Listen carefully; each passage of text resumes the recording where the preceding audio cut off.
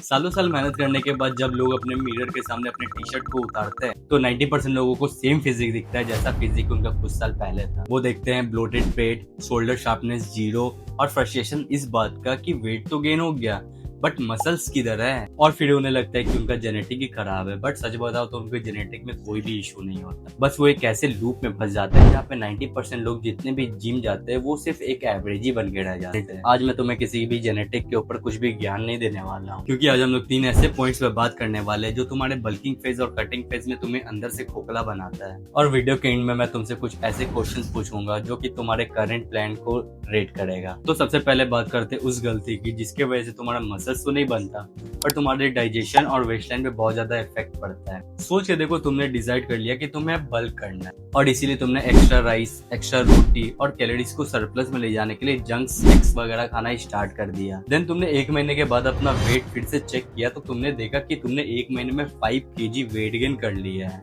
और तुम्हारा बाइसेप्स, तुम्हारा बॉडी सब थोड़ा सा फुली टाइप का दिख रहा है। बट जब तुम 4 महीने के बाद कटिंग फेज में जाओगे तो तुम्हें रियलाइज होगा कि जो तुमने 5 kg वेट गेन किया था उसमें तुम्हारा 4 kg सिर्फ फैट और वाटर ही था।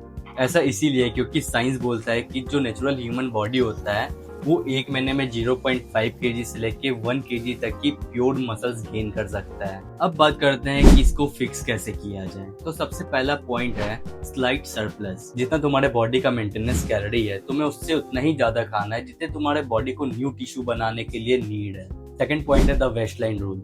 अगर तुम बल्क कर रहे हो और हर 2 वीक में तुम्हारा 0.5 इंच वेस्ट इंक्रीज हो रहा है तो तुम मसल्स गेन नहीं, तुम फैट गेन कर रहे हो। इंस्टेंट कैलोरी डिफिसिट में जाना स्टार्ट कर दो। चलो मान लो कि तुमने कैलोरीज को कंट्रोल कर लिया बट स्टिल 80% जिम वाले लोग ऐसे होते हैं जो कि जिम में जाके एक ऐसी गलती करते हैं जिसके वजह से उनका जो मसल्स ग्रोथ होता है वो 6 महीने के लिए फ्रीज हो जाता है। नेक्स्ट पार्ट में हम लोग यही देखेंगे कि हम लोग का वर्कआउट में सबसे बड़ा एनिमी कौन है। देखो, मेनली जिम में 2 तरह के लोग होते हैं। सबसे पहला ऐसे लोग जो कि वर्कआउट में वेट तो इंक्रीज कर लेते हैं बट उनका रैप से कोई मतलब नहीं होता, वो इंक्रीज हो रहा है या डिक्रीज हो रहा है उन्हें जीरो मतलब होता है सब चीजों से। और दूसरे लोग ऐसे होते हैं जो कि सेम एक्सरसाइज से वर्कआउट करते ही आते हैं जिनके वजह से उनके मसल्स में कोई भी टेंशन नहीं मिलता और उनका मसल्स ग्रोथ नहीं होता। इस टाइप के दोनों ही लोग फिजिक को लेके फेल हो जाते हैं। देखो, मसल्स को ग्रो करने के लिए टेंशन चाहिए ना कि ईगो। अगर तुम वर्कआउट कर रहे हो और तुम अपना वेट इंक्रीज कर रहे हो तो तुम्हारा रेंज ऑफ मोशन अगर आधा हो गया जिसकी वजह से तुम्हारे मसल्स के ऊपर टेंशन नहीं बन रहा है तो तुम्हारा मसल्स ग्रो नहीं करेगा। तो चलो देखते हैं कि अब इसको कैसे फिक्स किया जाए। पहला पॉइंट है fix the forms and reps. मान लो कि तुम जिम में जाके बाइसेप कर्ल कर रहे हो, तुम 12 kg के डंबल से 3 सेट ले रहे हो तो सबसे पहले उसमें 12 रैप्स के 3 परफेक्ट सेट निकालो।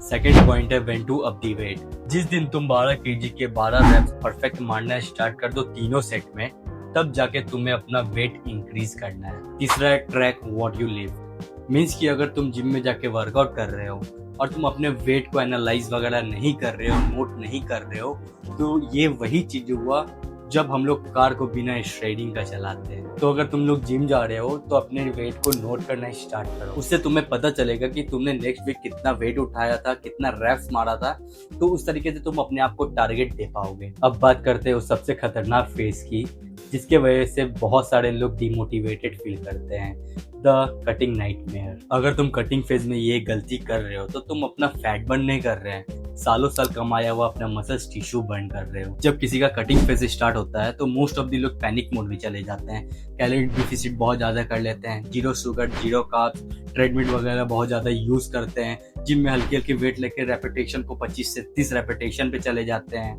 और रिजल्ट में उन्हें क्या मिलता है? उनका माइंड टोटली कंफ्यूज हो जाता है। जब उनके बॉडी को एनर्जी नहीं मिलता और वो जिम में जाके लाइट वेट उठाने लगते हैं तो उनके बॉडी को ये फील होता है कि अब ये बॉडी हैवी वेट नहीं उठाने वाला है, तो इसके बॉडी को मसल्स का काम नहीं है। तो वो यहाँ पे ये करता है कि वो एनर्जी के लिए अपने मसल्स को बर्न करना स्टार्ट कर देता है और 2 महीने के बाद तुम ये देखोगे कि तुम्हारा बॉडी लीन बॉडी बनने की जगह एकदम फ्लैट और स्किनी फैट जैसा हो गया है। देखो, इन 3 पॉइंट के थ्रू तुम इसे भी फिक्स कर सकते हो। सबसे पहला है कीप लिफ्टिंग हैवी। कटिंग के टाइम में तुम्हें वही सेम वेट उठाना है जो कि तुम बल्क के टाइम में उठाते थे। ऐसा इसीलिए क्योंकि जब तुम हैवी वेट उठाओगे तो तुम्हारे ब्रेन को पता रहना चाहिए कि हैवी वेट उठाने के लिए मसल्स का प्रेजेंस होना बहुत ही ज्यादा जरूरी है, जिसके वजह से तुम्हारा जो बॉडी है वो मसल्स को बर्न नहीं करेगा। सेकंड पॉइंट है स्मॉल डिफिशिएट। क्रैश डाइट मत करो, जितना तुम्हारा बॉडी वेट है उसको 2 से इंटू कर लो और जितना भी ग्राम में आ रहा है उतना ही तुम्हें प्रोटीन इंटेक करना है पूरे दिन में। थर्ड है डेली स्टेप्स। अगर तुम जिम में जाके 40 से 45 मिनट तक ट्रेडमिल पे वॉक करते हो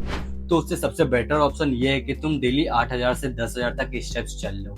लेकिन क्या हो अगर तुम्हारा डाइट भी प्रॉपर है, वर्कआउट भी प्रॉपर है, बट स्टिल एक हिडन रिकवरी लीक की वजह से तुम्हारा टेस्ट लेवल और रिकवरी लेवल दोनों क्रैश हो रहा हो तो जब तुम जिम में जाके वर्कआउट करते हो तो तुम्हारा मसल्स ट्रिगर होता है, बट तुम्हारा मसल्स तब बनता है जब तुम डीप स्लीप में होते हो। अगर तुम रात के 1 बजे तक स्क्रॉल करते हो और अपने बॉडी को 5 से 6 घंटे का ही सिर्फ स्लीप देते हो और वीक में तुम ऑलमोस्ट 3.5 दिन जिम वर्कआउट करते हो तो तुम्हारे बॉडी में एक कॉर्टिसोल नाम का हार्मोन रिलीज होना स्टार्ट हो जाएगा, जिसको हम लोग स्ट्रेस हार्मोन भी बोलते हैं। और जब तुम्हारे बॉडी में ये कॉर्टिसोल नाम का हार्मोन बहुत ज्यादा ही रिलीज होने लगेगा तो तुम्हारा फैट लॉस ब्लॉक हो जाएगा, वाटर रिटेंशन तुम्हारे बॉडी में बहुत ज्यादा हो जाएगा और तुम्हारा मसल रिकवरी भी 0 हो जाएगा। अब मैं तुम्हें 2 ऐसे पॉइंट्स बताऊंगा जिसके थ्रू तुम इसे भी फिक्स कर सकते हो। सबसे पहला है 7 से 8 घंटे का प्रॉपर स्लीप।